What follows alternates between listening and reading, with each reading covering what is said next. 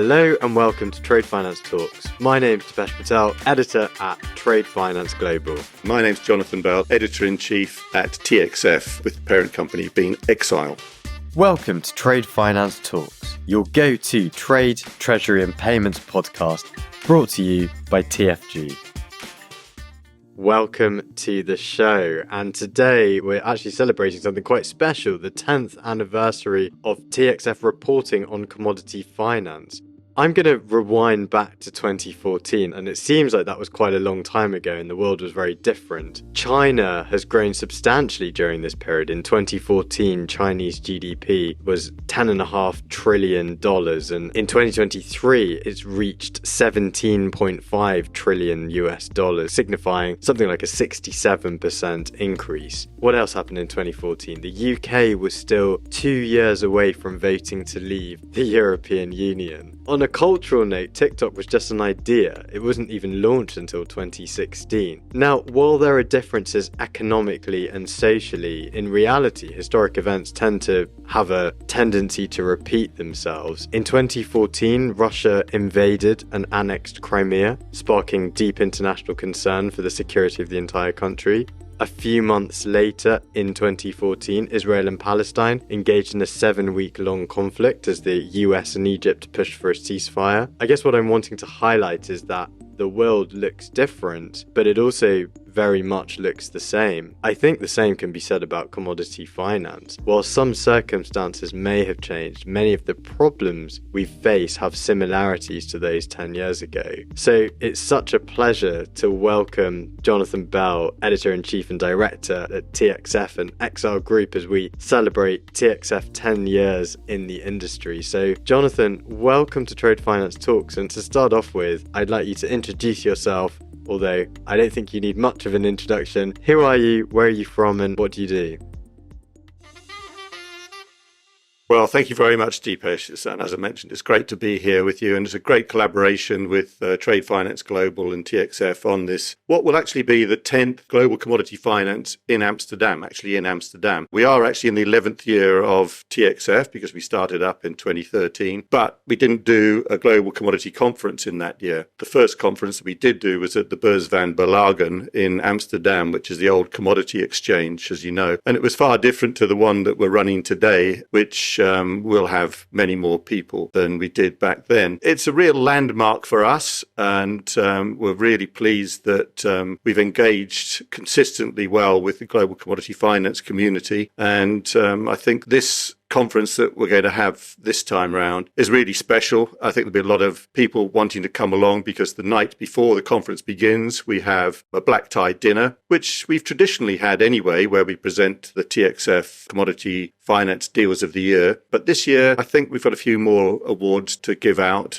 which will be very industry related, and there'll be some very special people there. So it's a really good occasion for people to let their hair down. The night before the conference, it gives a real setting for the conference itself, where we anticipate that over the course of the conference we'll have about 350 to 400 people, and probably something from all walks of the commodity community. And a very good sort of discussion will take place, but also fantastic opportunities for networking and deal making. And we make a lot of time for that in the conference. And I think TXF has sort of exemplified how conferences can be done differently and in a more exciting mode than some of the others which have been sort of traditionally out there. It's not to say that we're flippant about anything. Serious business is done and serious discussions take place, and we have fantastic presenters and presentations and good debates. So very much looking forward to it. Thank you very much, Jonathan. And look, we're delighted to be media partners of the Global Commodity Finance Conference, 22nd to the 23rd of May. Lots and lots to expect. I think something like 400 plus people are expected to attend over the 3 days. Producers, traders, bankers, financiers, law firms, insurers, and many, many others. So we're really looking forward to that. Now, I really want us to explore some of the key trends in commodity trade finance. I want to ask you more of a personal question, which is why why commodities? Why are you personally so interested in commodities? And can you talk us a bit about your background? Because I think there's some sheep farming involved, right?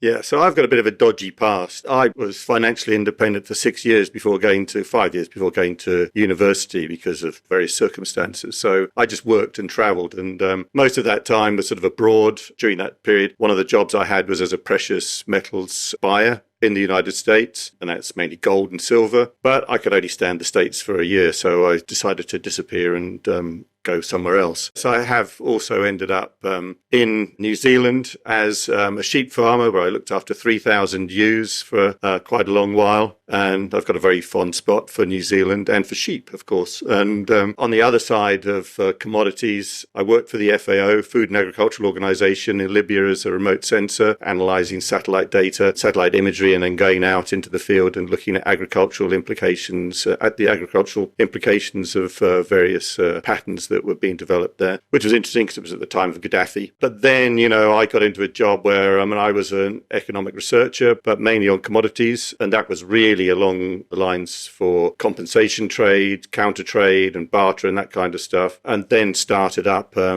newsletter which got bought out by Euromoney, and I ended up being with Euromoney, and eventually there from 1990. I worked there till 2013, sadly. And ended up as the editor in charge of Trade Finance magazine until starting TXF. TXF means Trade and Export Finance, of course. We're now exiled because that's our parent company, which we started up as well. And that's sort of the broad story of how I got around to it. So I've always had, commodities in my blood, and I really like that, even though I've always covered sort of export finance and project finance and various aspects of infrastructure finance. But I particularly like commodities because it's real business. I like metals and all that kind of stuff, and agri-products. It's got a little bit of meat to it for me. I think we've gone full circle, because I see you're wearing a 24-carat ring on your hand, and here we are in Hatton Garden, which is home of Trade Finance Global. It's actually historically home of many gold traders and still is. And I guess that brings us on to talking about the history of commodity finance, and perhaps let's talk about those 10-11 years since TXF has been reporting on commodities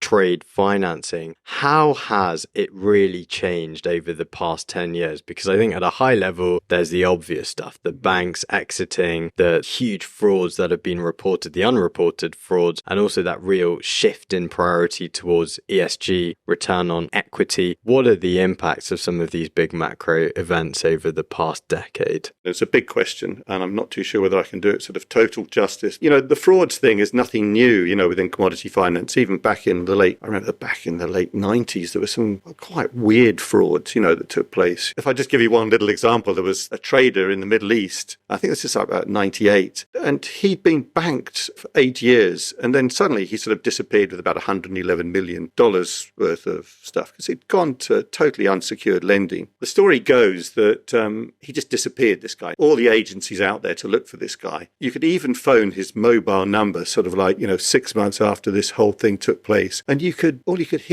still hear him, but it was just him laughing on the phone. So the story goes. Anyway, moving on, there's always been things, but they get blown up. It has given commodity finance, even trade finance, commodity trade finance, a bad name, but it shouldn't have a bad name. Even if we go to 2014, we had some really significant frauds that took place. The one Qingdao in China, Qingdao warehouse receipts fraud, which implicated so many banks, so many traders, and there's still cases going on today, legal cases, and along with Peng Lai, another warehouse frauds. And this is mostly on metals, but it was also some agri-products that were involved in this. That shook the banks. That really shook the banks. And as you know, there was, some significant impacts of that. A lot of financial losses, but also banks wanting to move back, exit from the business. So we saw quite a bit of that. And I don't know whether you want me to go into detail on that. I guess who are the winners and the losers of this? Because I don't think it's fair to say commodity trade finance is an unprofitable, decreasing business, right? Exactly, yeah. The winners are the fraudsters, right? Maybe. Some people get away with it, some others don't, and that's the end of their business. They're not going to sort of create another chance of that, so if they've got away with it, then, they've got away with it. A lot of them haven't. They've gone to prison with the fraud in 2020 with Hin Leong. in Singapore, but you see people that are imprisoned. So there's a lot of implications that are attached to that. The question, who are the winners and the losers? That's a really difficult one because, what do you describe as a winner and what do you describe as a loser in this whole maelstrom of commodity business? For me, the real losers are the banks that lost money, the traders that might have lost money, or those institutions that have spent months and months and months, paying out to lawyers to sort of like to go through court cases. That's just a waste of time for them, when they could be actually sort of like making money and going back to business. I guess they're losers in that sense. And I also think some of the banks that have exited might not think that they're the losers, but I think that they are because they missed an opportunity. So big banks that exited, say like ABN AMRO and BNP Paribas, they still retain some key clients that use commodity finance in some way. They've lost a big raft of potential new business, so they've lost out in that. But there is a chain of thought that even those banks will come back in, a bit more. And as we see commodity cycles go round, when we get to a super cycle and things, those banks will come back in at some juncture. It might be sort of 15 years from now. It might be 10 years. Who knows? Losers on that side. Losers, particularly, I feel, are the small traders because what happened to them and small producers, what happened to them is the cost of their finance just went up. It didn't. Most big traders will say the cost of their finance didn't necessarily go up. Well, we can take that with a pinch of salt. Certain things will have gone up. There'll certainly be more covenants in place, and we'll probably get on to sort of like talking about structured trade a bit later. But those are some of the losers. Winners are certainly the law firms because they've got sort of like tons of business. They could be there forevermore, on these sort of things. And it's expensive business going to litigation like this. Also, I actually think the whole of commodity finance is a winner.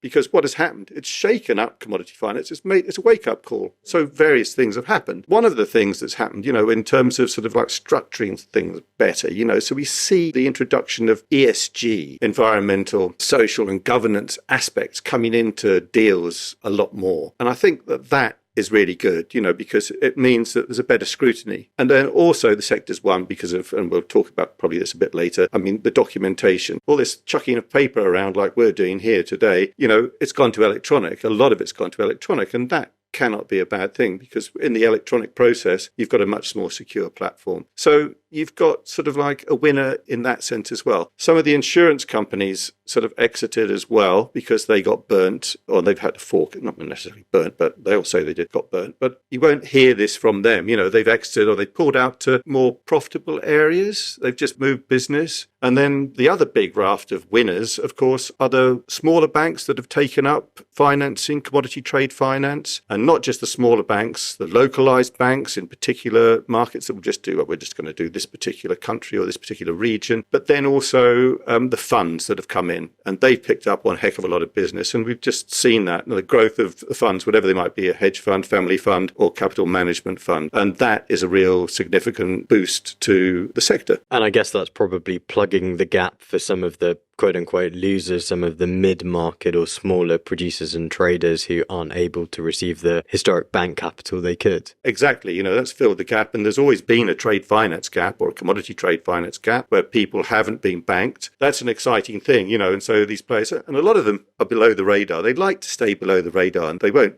talk about their business or what they're doing, but they're there, they're operating. And sometimes we know there's collaboration between mainstream banks and some of these funds because they can take up a parcel of that particular business. And of course, the other really, really big winner, and we'll get to talking about this a bit later, I guess, are the big commodity traders because they just have got bigger. And that's phenomenal. Very interesting. I guess let's talk about the trade finance structures that you alluded to earlier. And I know TXF has done a lot of research on the underlying structures because I think they've seen a bit of a shift over the past decade because even though unsecured finance represents around 3/4 of commodity trade finance volume, secured debt is what's really seen a bit of an uptick in the past couple of years. What's happening and is this due to a fight to quality for structured commodity finance? That's what the banks will say. It's a flight to quality. I actually detest the term because the flight to quality, what is quality? Some of the big clients, just because they're big, might not be quality. You just have to look below the surface and you find there's, it just depends. But they'll call it a flight to quality and there's no going back from that. A lot of the banks are just doing key clients. Again, it comes back to smaller traders and smaller producers aren't necessarily getting a look in. So then where are they getting the money from, those people? So you think that big commodity traders, which don't have a problem in accessing funds. In fact, we're seeing them having increased funds. They get increased funds and they in turn will lend to smaller traders and producers. So they'll actually create the deals, bring them back to certain banks, so there's a little element of we're taking some risk. We've got some skin in the game. There is some sort of thought, that commodity finance is overall declining, and it probably is. But at the same time, there's a lot more going through the big trading companies than there ever was before. If you look at the sort of finance which they're raising now, and if I may, I could probably just sort of talk about how they're actually raising their funding, and they're changing. Some of them are changing in sort of like different ways to access sort of funds that they wouldn't normally have accessed in the past. And if you look at Olam, for instance, Olam Agri, which is a big agri trading company based out of Singapore. I think early April, they did a financing which was 680 million or so. And it was a Murabaha financing, a Sharia compliant transaction. That was with investors out of the UAE, Malaysia, Hong Kong and Singapore, bringing in people that hadn't necessarily been there before. And similarly, we saw in March, isn't necessarily new, a samurai loan to Trafigura. And samurai loans aren't anything necessarily new, but it's new in the sense that every time they do it, newer investors come in. I can't remember the figure actually, but in March it was big anyway. It was probably about 821 million. And of course, there were 24 lenders on that, mostly Japanese or maybe all Japanese, but significantly, I think there are probably 6 or 8 new lenders in that, and they will be investors that know that this is good, bankable business. The big trading companies know where to go and to sort of like to change their financing modus operandi. And that's what makes them so unique and cool. It's building a market for sure. I mean, do you think that the commodity trade finance market is actually growing, but actually there is a changing role of the banks within this? Yeah, the banks, as we've already mentioned, they've stepped back. Their role has changed. So they've become, if we're talking about mainstream banks anyway, they're still doing a great job. I mean, if I look back to, say, before the pandemic, when there was some fantastic deals being done in, say, China, we don't see that now. And I know there was sort of like some problems with sort of the Chinese smelters and things. I don't think it's really right for me to go into some of the details of that because I know probably too much and I don't want to get shot. There are things that could have been done better, but I think that basically it was good business. Overall, if we're doing sort of structured commodity finance business and you've got the right things in place, those deals are really not going to go wrong. A structured commodity finance transaction rarely goes wrong. So we're seeing a lot more deals now, where they're going to be sort of pre-export finance, pre-finance, borrowing-based loans and the like, and reserve-based transactions. If you have those deals and you have everything in place, or you've got a structured commodity finance where you're putting more covenants on, and more structures for people, then it just secures it down. So I think we've lost an awful lot of good structured commodity finance bankers. And I think the banks have done themselves a misservice by sort of getting rid of some of those people. Bank boards haven't necessarily been as smart as they could be. They need to listen to the guys that go and do it. The one good thing about commodity finance and structured commodity finance is they actually know the business. They actually know it. There used to be a stage where you'd see institutional banks come in, and I won't mention any names, but they'd come in when the market was sort of like buoyant and everything. They'd come in and they'd chuck a load of money at deals, but they didn't know the business. But the structured commodity finances would actually know the business. They'd actually go to a site to see where that metal is being produced, to actually see the ingots being churned out, or the oil being pumped or whatever. They got their hands dirty. They went and sat up in the shitty hotel in Norilsk, in the hotel room where the water runs brown out of the taps and stuff. They knew their stuff. And you have to go and see your clients. You have to go and see things being produced. Otherwise, you're working in the dark. I think there's a realism which needs to take place in all areas of banking. And the people that sit in compliance just don't realise that. People that sit on bank boards don't necessarily realise that unless they've done this themselves. But there's a lot of smart bankers out there and there's a lot of smart financiers in other areas for commodity finance. Hey, enjoying this podcast? Hit that follow button for more. Done? Let's get back to it. Jonathan, you talked about China and pre-pandemic deals, and I guess that segues quite nicely onto the question around fragmentation and this real changing political order, which is completely changing trade routes. And even if it's incremental and slow, you fast forward 5 years, 10 years, and suddenly China, Turkey, Russia have very different roles in world order. And I think you've really seen some shift in supply chains. You've seen this rising phenomenon kind of ghost traders. Can you elaborate on the effects of this fragmentation and changing of political order and supply chains? The whole issue of China is absolutely fascinating because, China has always been the big buyer of everything. Even though it produces tons of raw materials and commodities itself, it's been the big buyer because it's the powerhouse, isn't it? So it sucks in all this stuff, whether it's from Brazil, whether it's from Australia or from Russia or wherever. It's absolutely fascinating. And unfortunately, the real fragmentation that's taken place is because, for a start, it's, the US and China and the locking of horns, and it's economically and it's politically and it's militarily and technologically. And they're vying for the top spot on all of this kind of stuff. So it's very, very difficult and tetchy. And of course, in the Trump years, we saw the sort of like raft of trade wars taking place, and some further fragmentation of all that, and various sort of like sanctions for all kinds of things. China is still this sort of like this huge powerhouse that remains there. And China in recent years has fallen out with Australia, but it's gone now back to sort of like to buying coal from and iron ore from Australia. But the other thing that comes in on this whole fragmentation thing is the fact that Russia just screwed the world up by invading Ukraine in February 22. That has been disastrous. It's absolutely disastrous for everybody. And China is making a killing out of it. India's making a killing out of it. Turkey's making a killing out of it. And then get on to the others in a minute. So they're making a killing because of the fact that oil and gas is going to those countries. And of course, it's been sold for peanuts, well, not peanuts, but huge discount. And then other things are going through, particularly India, and moving on into other markets where it goes, So if you've got a diesel car, then you're still putting diesel in it. It's from Russian crude and it's come in a circuitous route to come back here. But this fragmentation that has taken place through all of that has led to sort of other things where you've got sort of like very, very dark side of trading where it's actually sort of sanctioned goods, where it's going out until there are some rogue traders that you might call them that are actually sort of like taking shipments, and you've got these rogue vessels which are just sort of ghost vessels, if you like, these sort of really dodgy tankers which can just about remain floating. There's this other side to it, but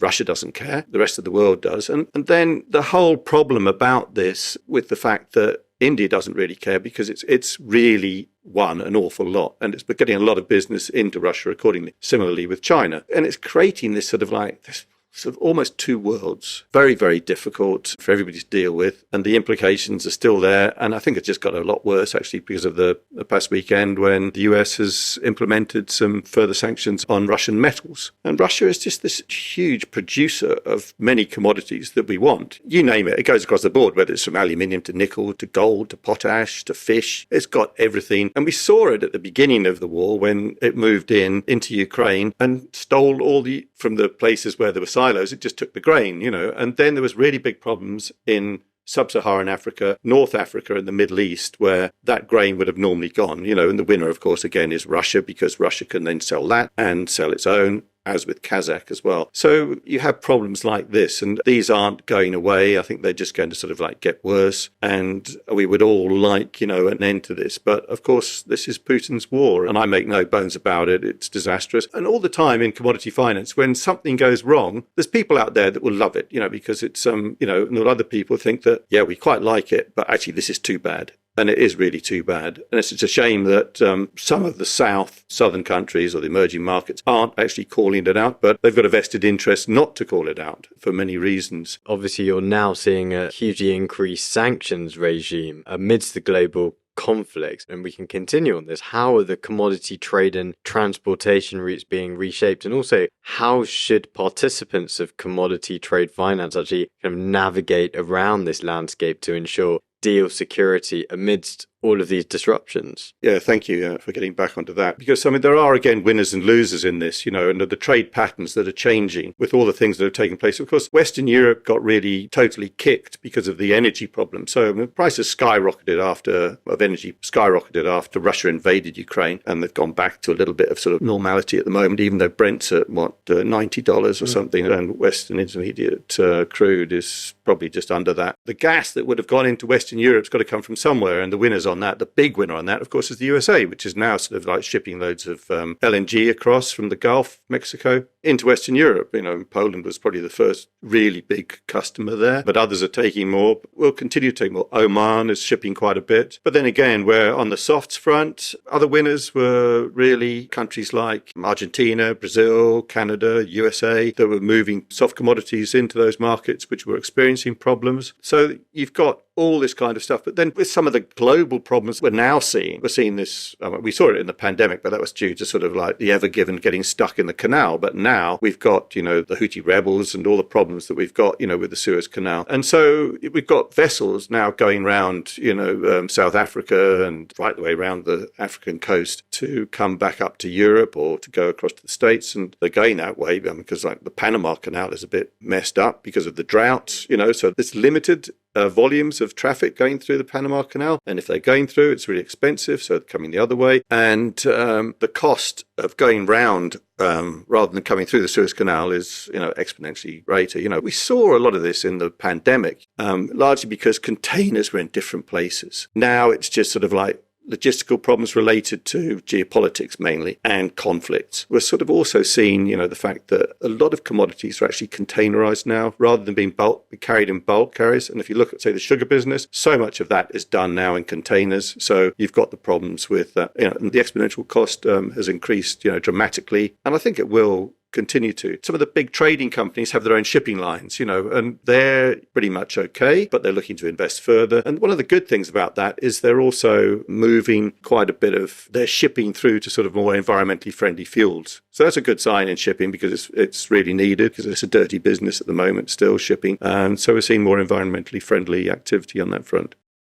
Absolutely. Let's talk about electrification and EVs, and you'll see just outside there we have the TFG e-bike, which is very heavy and largely because of metals like copper, nickel, lithium, zinc, and some of the critical metals, germanium and rare earths. How are commodity traders planning to address some of these changing market needs so that the EV drivers, etc., can power that? And I guess another question, how are governments and ECA supporting these supply chains, securing supplies? It's a really good point. I mean, electrification is just massive. The energy transition is massive. And the bulk of the big trading companies have got their fingers right on it. I mean, if we just sort of like step back a bit and I'll say something which is sort of controversial, there's a lot of oil and gas being financed. And of course, it's going to be financed for decades to come because we're going to need it and everything. So like 30, 40, 50 years' time, we're going to need oil, sort of hydrocarbons to produce plastics and things. This is going to continue. Some of the bankers pretend that they're not financing oil, but I mean, they are financing it,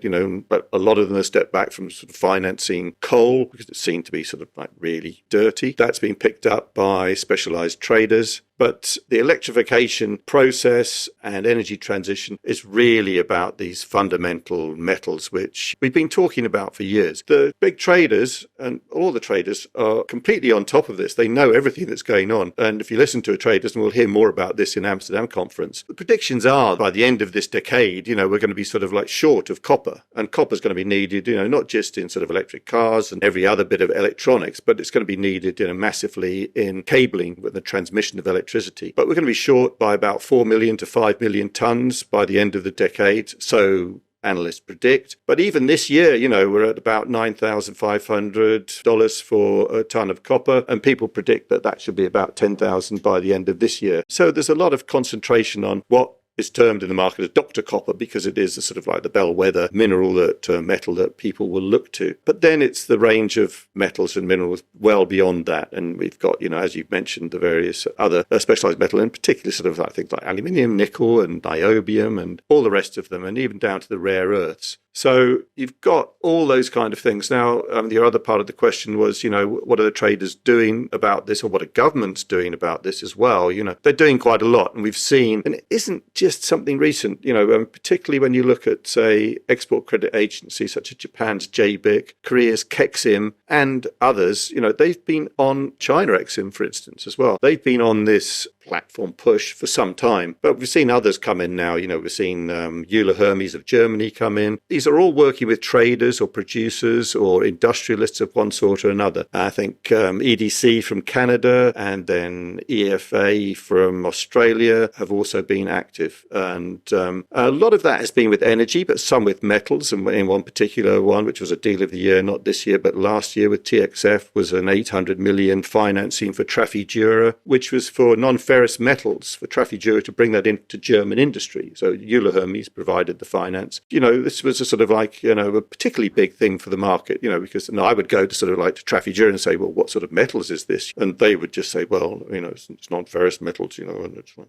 yeah. But we know that it's going to be copper and it's probably cobalt as well. But at the same time, we're seeing sort of investment by developmental banks, on various things. So it's not just export credit agencies. And I think Trade Development Bank of Southern Africa provided financing to Trafigura for a copper cobalt. It was like 600 million back in 22. That was for a copper cobalt mine, which is pretty significant. They don't like to talk about it because it's in the DRC, Democratic Republic of Congo, where, there's lots of issues. But these are things which are just needed. And then there was another interesting, but it's in principle loan of up to 800 million from Euler Hermes of Germany with Arafura, which is a rare earths metals producer on the Nolans project in Australia. And that would be metal that would come back into Germany once it's been produced. You've got all these sort of things happening. And these are all done with traders and export credit agencies. So it's a really good alliance. But the traders have got their finger on the pulse, and they know what's going on. It's interesting. It's probably been led by national, regional interest. And I think, national interest in the country's security is one of the reasons why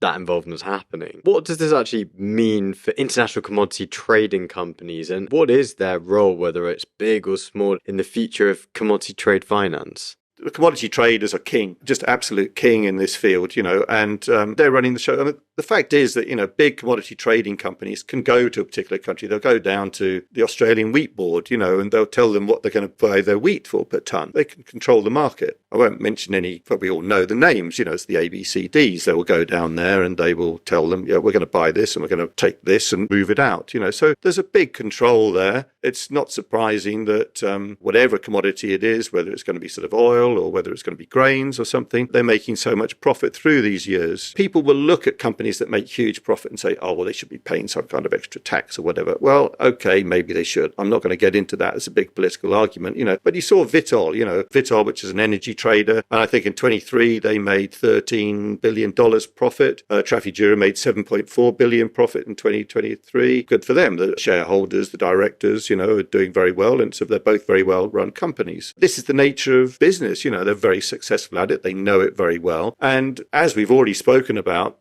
they do help smaller traders, smaller producers. And if you look at some of the deals which are being done, even if we just go back to something that we probably should have talked about a little bit earlier, the fact that one of the deals which we will be awarding in Amsterdam is a deal with a metals trader, an IXM. This was a revolving credit facility, but the great thing about it was that it has ESG compliant facilities within it. So meaning that the loan will get cheaper if they put into place various environmental or social or governance aspects. So the loan gets cheaper. So with this sort of stuff, and that was like a 783 or 2 million transaction was done last year sometime. These are sort of landmark deals in the sector because you could go back, sort of like before the pandemic. You didn't have these sort of like ESG things with revolving credit facilities, but to put them into place with the traders is really good. It's really good for the world. A lot of things are being done which are quite unique in that respect. But the commodity traders know what they're doing, and I think it's good for the sector.